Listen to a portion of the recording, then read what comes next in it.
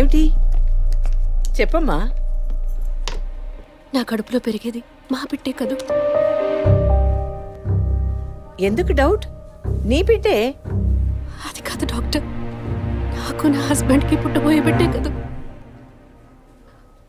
అడుగుతున్నానుగా, చెప్పండి doctor please. నాకు నా హస్బెండ్కి పుట్టబోయే బిడ్డే కదూ. కాదు, నీ కడుపులో ఉన్నది నీ హస్బెండ్ వీర్య కణాలతో కలిగింది కాదు. స్పామ్ బంక్ నుంచి తెప్పించిన వేరే వ్యక్తి వీర్య కణాలు. ఎందుకంటే నీ హస్బెండ్ వీర్య కణాల మూలంగా ఏ విధంగానూ సంతానం కలిగించే అవకాశం లేదు. అయితే ఎందుకు డాక్టర్ మీరు ఇంత పచ్చి అబద్ధం ఆడారు? ఏం చేయను? ఇంకొకరి వీర్య కణాలు తెప్పించి పెట్టాను, ట్రీట్మెంట్ తీసుకుంటే నువ్వు ఒప్పుకుంటావా? ఒకవేళ నువ్వు నీ ఫ్యామిలీ ఒప్పుకున్నా నీ హస్బెండ్ ఒప్పుకుంటారా? అప్పుడు మీరు ఎందుకు చేశారు డాక్టర్?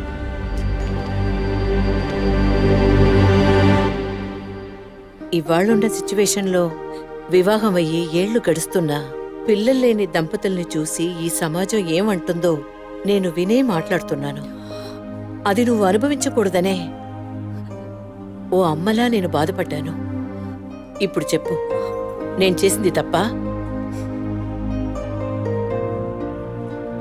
ఇప్పుడు తప్పని నువ్వు భావిస్తే ఏ యాక్షన్ తీసుకున్నా నేనేమనుకోను. నా మాట విను. నీకోసమే కాదు, సొసైటీలోని భర్త గౌరవం కోసమైనా నువ్వు భరించక తప్పదు.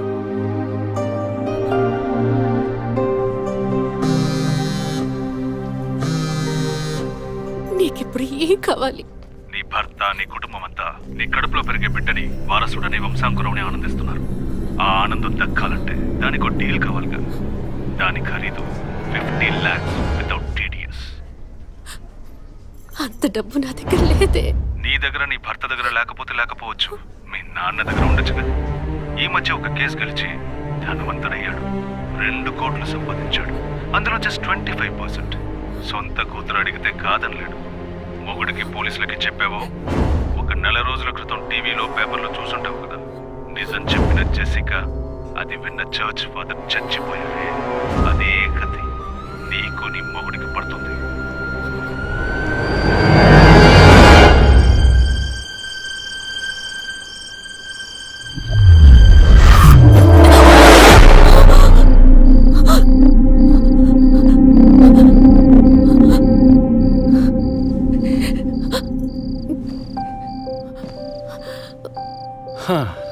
ఈ మధ్య ఆఫీస్లో నేను సరిగ్గా పనిచేయలేకపోతున్నాను.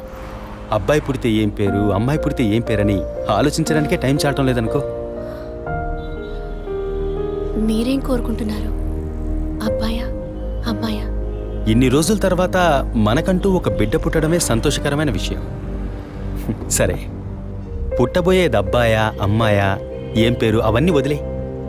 బిడ్డకి ఇనిషియల్ ఏమిటో చెప్పు చూద్దాం.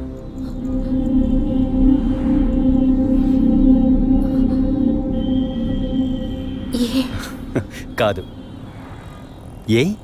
Yes. A for Aravind, S for Shri Abhinaya. బిడ్డల మీద తండ్రికి మాత్రమే హక్కు ఉందనుకుంటే సరిపోతుందా?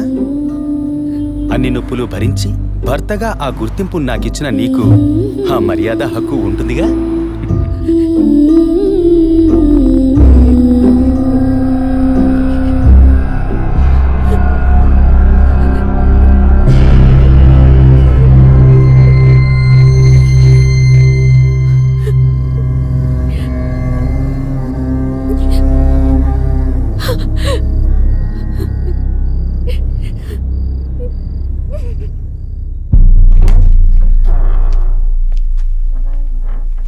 ఏంటవి సడన్ గా వచ్చావు? స్కానింగ్ కూడా వచ్చే వారం తీద్దామన్నానుగా. I hope you are completely clear and all right now. నేను ఒకటి అడుగుతా, చేస్తారా డాక్టర్?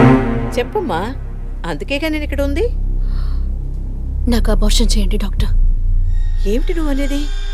అవును డాక్టర్, నా కడుపులో పెరిగే పిండాన్ని తీసేయండి. అది నీ బిడ్డ కాదు, ఇది నా బిడ్డ కాదు. నా కడుపులో బిడ్డంటూ ఉంటే అది నా భర్తకి సంబంధించిందే అయి ఉండాలి. ఓ ఆడపిల్లకి అమ్మనే స్థానం ఎంత ముఖ్యమో నువ్వు ఇప్పటికైనా అర్థం చేసుకో. అమ్మ అనిపించుకుంటే సరిపోతుందా? ఆయనకి నేను ద్రోహం చేసినట్టు కాదా? నా హస్బెండ్కి నేను పవిత్రంగా ఉండాలి, అదే ముఖ్యం నాకు. నీకు కొడుకే కాదు, నీ భర్తకి వంశమే లేకుండా పోతుంది. మాట్లాడకండి డాక్టర్. ఎన్నిసార్లు ఎంతమందికి ఇదే చెప్పుంటారు. ఆడదానికి బిడ్డే ముఖ్యమా, భర్త కాదా? తల్లిని కాలేదని ఆయన ఎప్పుడూ నన్ను తక్కువ చేయలేదు. అందుకే ఆయన అంటే నాకు పంచ ప్రాణాలు. నీ హస్బెండ్ పర్మిషన్ లేకుండా అబార్షన్కి వీలు పడదు. ఎవరి పర్మిషన్ తీసుకుని మీరు ఈ పని చేశారు? వారికి మీరు ఎలా చెప్తారో నాకు అనవసరం. నాకిది ఉండకూడదు. మిమ్మల్ని కాపాడుకోవాలనుకుంటే నేను చెప్పినట్టు చెయ్యండి. ఇన్నేళ్ళు అమ్మని కాలేకపోయినా సహించాను, కానీ ఈ నీచాన్ని సహించలేను.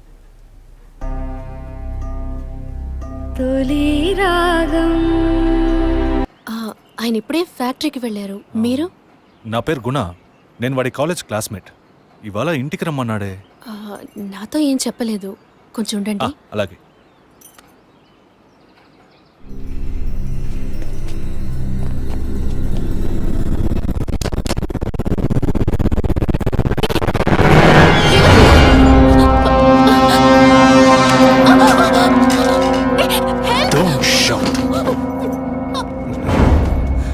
వాయిస్ని కూడా కనుక్కోలేకపోయావు కదా? అదే నువ్వు డీల్ పూర్తి చేద్దాం అన్నావుగా, అందుకే మొత్తంగా పూర్తి చేద్దామని అందరం కలిసి వచ్చాం.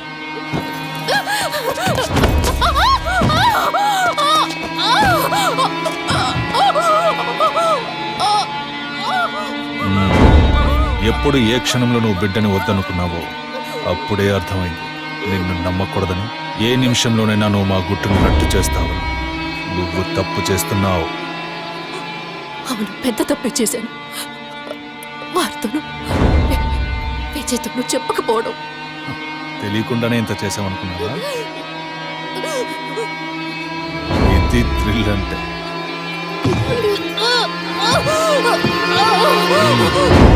నీ మీద జాలితో ఒకే ఒక ఛాన్స్ ఇస్తాను.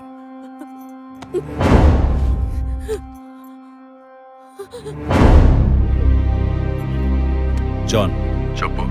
తను మొండిగా మాట్లాడుతోంది, నువ్వు చెప్పు. స్పీకర్ ఆన్ చేయి. చూడవి, కావాలంటే డీల్ క్యాన్సిల్ చేసుకుందాం. నువ్వు నాకు డబ్బు ఇవ్వక్కర్లేదు, కానీ నీ కడుపులో పెరిగే మన బిడ్డని నువ్వు ఏమీ చేయకూడదు. పుట్టబోయే బిడ్డకి నీ మొగుడు తండ్రి కాకపోవచ్చు, కానీ తల్లివి నువ్వే కదా. జీవితాంతం నువ్వు, నీ భర్త, మన బిడ్డ సుఖంగా సంతోషంగా బ్రతకండి. గౌరవ్, చూడు, మాట వినకపోతే లేపే. ఇప్పుడు చెప్పు, బిడ్డ కావాలా వద్దా?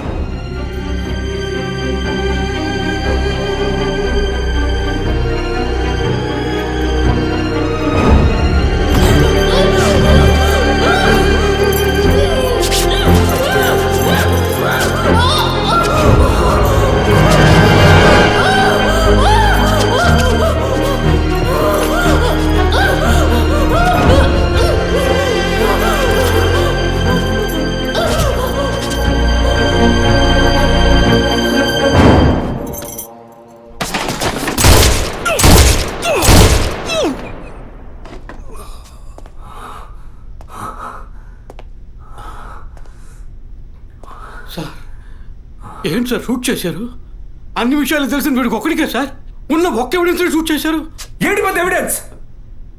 ఇలాగే ఎవిడెన్స్ అంటూ అన్ని వదిలేస్తున్నావు. వీడి వల్ల ఊరికేది ఏమీ లేదు, చస్తే చావని.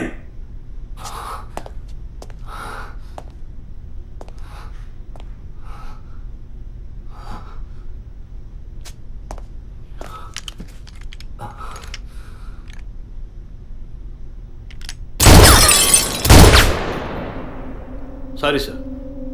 ఏమయ్యా సార్ వాడిని ఇన్వెస్టిగేట్ చేస్తున్నప్పుడు మనం ఏం చేయాలి చెప్పవయ్యా? తుపాకీని భద్రంగా చూసుకోవాలి. మనం అజాగ్రత్తగా ఉన్నాం, వాడు దాంతో మనం షూట్ చేయబోయాడు. ఇంకా నయం, సార్ వాడిని షూట్ చేసి మనల్ని కాపాడారు. Thank you sir. సార్, ఫుల్గా రికార్డ్ అయింది సార్. ఫుల్గా రికార్డ్ అయిందా? అవును సార్. ఫుల్ చెప్తున్నాడు చూడు. డిపార్ట్మెంట్ ఇస్తే ఊపుకుంటూ తెచ్చాడేనా? అందులో బ్యాటరీ ఉందా, ఛార్జ్ అయిందా, కండిషన్లో ఉందా అని చెకప్ చేసి తీసుకురావు కదా.